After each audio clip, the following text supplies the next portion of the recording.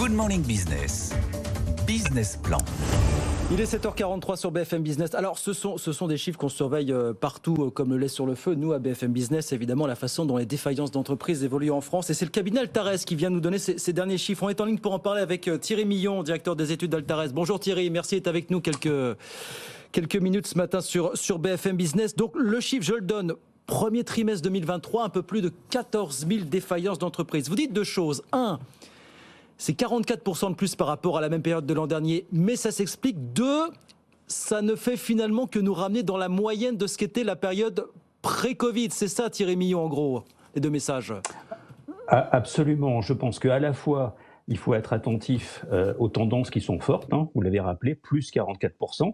D'ailleurs, globalement, depuis le début de l'année 2022, on ne descend jamais en dessous de ce taux-là. Donc, on a une dynamique forte. Maintenant, il faut se souvenir que nous avons globalement sur 25 ans ce chiffre, environ 14 000.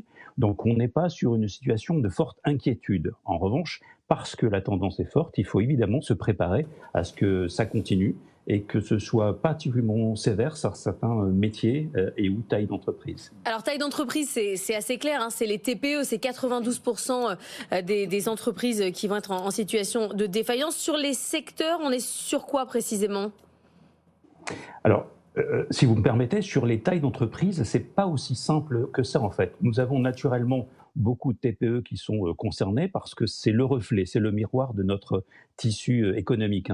En revanche, il y a un point d'attention qui me semble-t-il très fort, c'est celui des PME.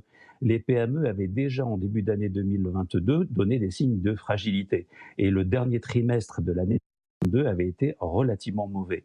Sur ce premier trimestre 2023, la situation ne s'inverse pas. Les PME, c'est plus 59% de faillite.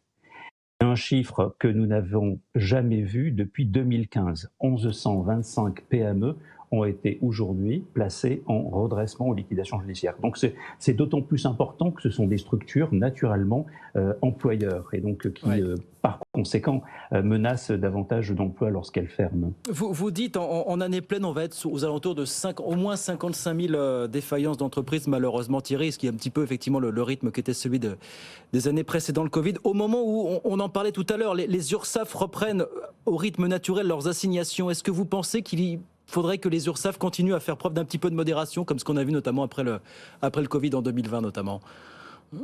Pas certain en fait. Encore une fois, avant la crise financière, on était à 12 500 environ par trimestre. Depuis la crise financière, nous sommes montés à 17 000 et pendant la phase Covid, on était à 12 500. Donc on voit qu'à 14 000, on n'est pas encore dans l'inquiétude. C'est juste que quand on parle de 14 300 sur ce trimestre, c'est compte tenu du fait que les assignations n'étaient encore pas là. Si nous avions dû avoir les assignations, nous aurions été sur 15 ou 16 000 davantage défaillants d'entreprises. Donc c'est de là que vient le principal danger dans les prochains mois. C'est les URSSAF qui vont reprendre à travailler au rythme habituel. C'est ça finalement, Thierry. Oui, maintenant, est-ce que c'est un danger ? Pas forcément, parce qu'il y a un jeu concurrentiel qui quand même a été un petit peu biaisé pendant la période-là. C'est-à-dire qu'il fallait à la fois être bienveillant, et l'URSSAF a naturellement à la fois été un merveilleux amortisseur social pendant la Covid, puis a permis de favoriser la relance pendant la reprise grâce aux aides, évidemment. Il demeure que maintenant, il est probablement temps que le jeu concurrentiel soit davantage respecté et n'oublions pas que 90% des débiteurs sont à jour de leur plan d'échelonnement. Donc nous n'avons pas d'inquiétude majeure, c'est juste qu'il y a besoin aussi de faire rentrer l'argent, comme on dit.